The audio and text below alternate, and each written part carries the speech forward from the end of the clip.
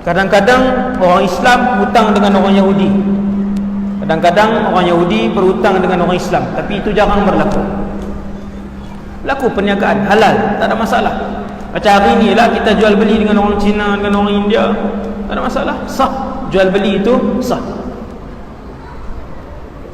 Maka Nabi pernah berhutang dengan beberapa orang Yahudi, antaranya Yahudi yang bernama Zaid ibn Tha'nah. Ini kisah akhlak Nabi. Zaid ibn Tha'nah, setiap kali berhutang Nabi akan buat perjanjian. Ini berhutang Rasulullah dengan sekian-sekian, akan dibayar pada sekian-sekian tarikh. Dia ada tarikh, ada masa berapa, bila berhutang dan pada bila akan dibayar. Satu hari Nabi duduk dengan sahabat radhiyallahu anhum.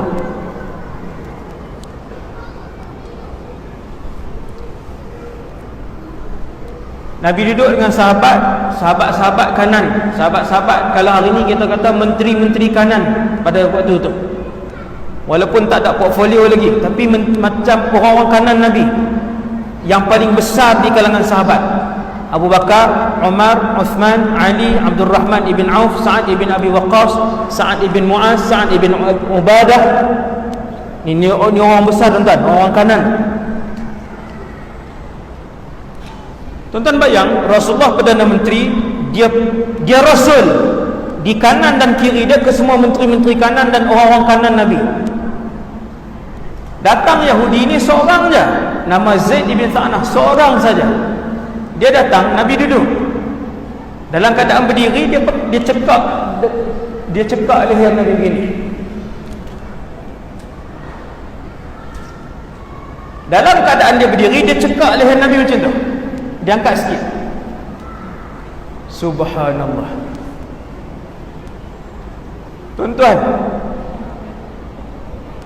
kemudian dia kata dengan Nabi, wahai Muhammad, bayar hutang aku. Kamu dan seluruh keturunan kamu semua jenis yang payah bayar hutang, lambat bayar hutang. Satu, dia cekak leher Nabi. Dua, dia hina Rasulullah. Tiga, dia tuduh Nabi sallallahu alaihi wasallam. Empat, dia hina seluruh ahli keluarga Nabi sallallahu alaihi wasallam. Apabila Zaid ibn Tha'nah mencekak leher Nabi sambil naik ke atas macam tu, dia kata, wahai Muhammad, bayar hutang aku. Kamu dan seluruh keluarga kamu, keturunan kamu jenis yang payah bayar hutang. Sayyidina Umar bin Al-Khattab yang duduk sebelah tadi, nak tengok saja Sayyidina Umar, semua orang kenal Sayyidina Umar ni, tuan-tuan. Kalau dia naik kuda, kaki dia mencecah lantai tanah. Tinggi mana? Sayyidina Umar bin Al-Khattab, kalau dia naik kuda, kaki dia boleh pijak tanah di bawah, kedua-dua belah. Sayyidina Umar, dia keluarkan pedang dia. Ada patung di Busra. Busra ni bukan Basrah, Basrah Iraq, Busra di Syria, tempat saya belajar dulu. Alhamdulillah, saya banyak kali pergi ke Busra. Busra ni tempat bekas ibu negara Rom. Busra pernah menjadi bekas ibu negara Rom. Patung-patung yang dibuat lebih tinggi daripada ni, dipancung kepala dia, patung tadi, oleh Sayyidina Umar dengan pedang beliau. Tergolek kepala. Batu, patung itu batu. Patung itu batu. Dan Sayyidina Umar ni terkenal dengan seorang yang kalau salah duduk di sebelah dia pancung. Tapi kalau ada Nabi, Sayyidina Umar akan minta izin, ya Rasulullah, izinkan saya pancung kepala dia ni. Bila Zaid ibn Tha'nah menggenggam leher Nabi, jubah Nabi, dia genggam naik ke atas macam tu. Dia tuduh Nabi, dia hina keluarga Nabi, dia hina Rasulullah sallallahu alaihi wasallam.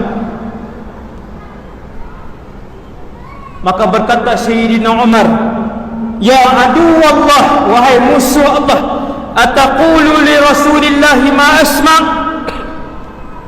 berani kamu cakap dengan Rasulullah apa yang aku dengar ni?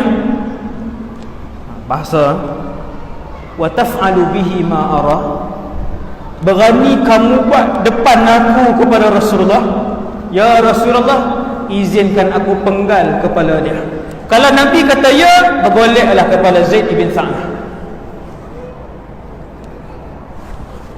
Apa Nabi buat tuan-tuan sallallahu alaihi wasallam? Ini yang luar biasa. Nabi kata ya Umar, marah Nabi dengan Umar. Subhanallah. Sayyidina Umar pula kena marah. Ya Umar, kana alayka an ta'murahu bi husni talab wa ta'murani bi husnil ada. Wahai Umar, sepatutnya kamu nasihatkan aku untuk bayar hutang dia dengan baik, dan nasihatkan dia kalau nak minta hutang, mintalah dengan cara yang baik. Sayyidina Umar pun lepaskan Zaid bin Sa'nah. Kemudian Nabi kata, ya wahai Umar, disebabkan kamu takut-takutkan dia, kamu kasar dengan dia, pergi ke rumah aku, ambil hutang aku, bayar kepada dia, tambah dengan 20 gantang kurma kepada dia. Asal salah tuan-tuan, bukan rasa bersalah saja, bersalah, geram, rasa nak pijak. Sayyidina Umar, dia dengan besar, dengan gagah dia tengok Zaid bin Sa'nah ni, kan, sudahlah tak boleh, kalau boleh sepak sekali pun jadilah. Dah dia yang kena marah, Sayyidina Umar yang kena marah. Kemudian Rasulullah suruh Sayyidina Umar bawa Zaid bin Sa'nah pergi ke rumah, bayar hutang, tambah 20 gantang kurma, tambah 20 gantang kan. Disebabkan kata Nabi, jazaa ma ruqtahu, disebabkan kamu menakut-nakutkan dia wahai Umar, kamu tambah bukan duit Sayyidina Umar, tambah duit Rasulullah. Rasa bersalah tak? Lagi rasa bersalah. Maka Sayyidina Umar pun bawa Zaid bin Sa'nah. Nabi tunggu, bawa pergi. Sampai depan rumah apa semua, Zaid bin Sa'nah tanya, ya Umar, amma ta'rifuni? Wahai Umar, tak kenal ke aku? Sayyidina Umar kata, tak kenal. Kamu ni siapa? Tuan-tuan, lelaki itu tidak dikenali oleh Sayyidina Umar. Nabi kenal dia. Yang ni boleh, tuan-tuan boleh tengok dalam kitab sirah Rasulullah sallallahu alaihi wasallam, seorang rasul dan pemimpin yang kenal dengan ramai orang. Hebat Nabi. Nabi kenal ramai orang. Rupa-rupanya lelaki itu tidak dikenali oleh Sayyidina Umar. Bila dia tanya, wahai Umar, ama ta'rifuni, tidakkah kamu mengenali aku? Sayyidina Umar kata, aku tak kenal kamu.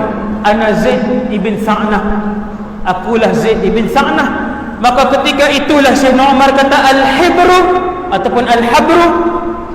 Al-habru ni maksudnya ulama besar Yahudi. Dan rupa-rupanya Zaid ibn Sa'nah adalah 10 di kalangan ulama terbesar Yahudi Madinah. Orang besar tuan, bukan orang calang-calang. 10 macam syura lah tuan, macam syura ulama Yahudi yang menghafaz kitab Taurat dan Injil. Ni Zaid bin Sa'nah.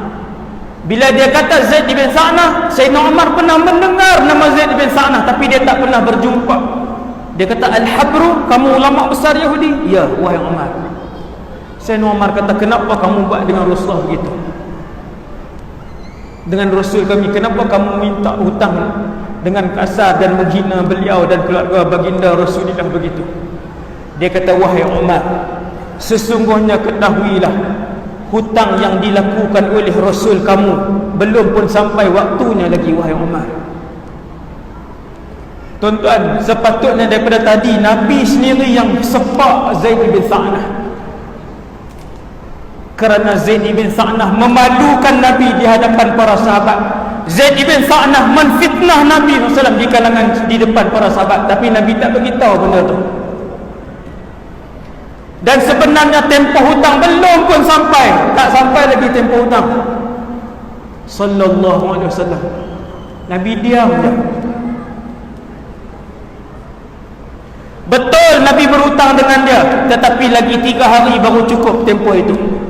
Sengaja Zaid ibn Sa'nah datang awal dan sengaja dia menfitnah serta menghina Nabi di depan para sahabat. Dia kata, wahai Umar, sesungguhnya hutang Nabi kamu belum pun sampai masanya. Akan tetapi aku telah mendapati keseluruhan tanda Rasul di dalam diri Muhammad, kecuali 2 lagi yang belum aku tengok, iaitulah Muhammad ini kesabaran dan kelembutannya melebihi kegarangannya dan kekasarannya.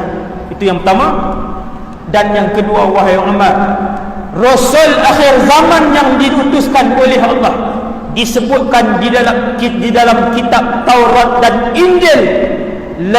Lagi kamu membuatkan dia marah, lagi kamu akan tengok kelembutan dirinya. Sifat Rasulullah. Lagi banyak kamu buat perkara yang memarahkan Muhammad, lagi banyak dan lagi besar kamu akan tengok keindahan akhlaknya. Disebut dalam kitab Taurat dan Injil. Wahai Umar, 2 sifat inilah yang aku nak tengok, dan hari ini aku telah pun melihat sifat itu. Sallallahu alaihi wasallam. Wahai Umar, setelah aku melihat 2 sifat itu, aku syahadah dan bersaksi di hadapan kamu, la ilaha illallah Muhammadur Rasulullah sallallahu alaihi wasallam. Masuk Islam dia. Berjujuran air mata Umar keliru dengan sifat dan akhlak baginda Rasulullah sallallahu alaihi wasallam. Menggeleng-geleng Sayyidina Umar tak faham dengan akhlak Nabi sallallahu alaihi wasallam. Sambil berjalan Umar bin Al-Khattab dengan Zaid bin Sa'nah untuk berjumpa dengan Nabi yang sedang tunggu. Jumpa dengan Nabi. Nabi duduk tunggu. Bila sampai Sayyidina Umar, sampai Zaid bin Sa'nah, Nabi senyum kepada Sayyidina Umar. Kerana Nabi tahu, Umar sudah pun tahu cerita sebenar apa yang berlaku di antara Nabi dan juga Zaid bin Sa'nah. Subhanallah. Nabi bukan saja membalas kebaikan orang, kebaikan dengan kebaikan, bahkan lebih daripada itu, Nabi membalas kejahatan yang orang lain buat kepada Nabi dengan kebaikan. Sallallahu alaihi wasallam.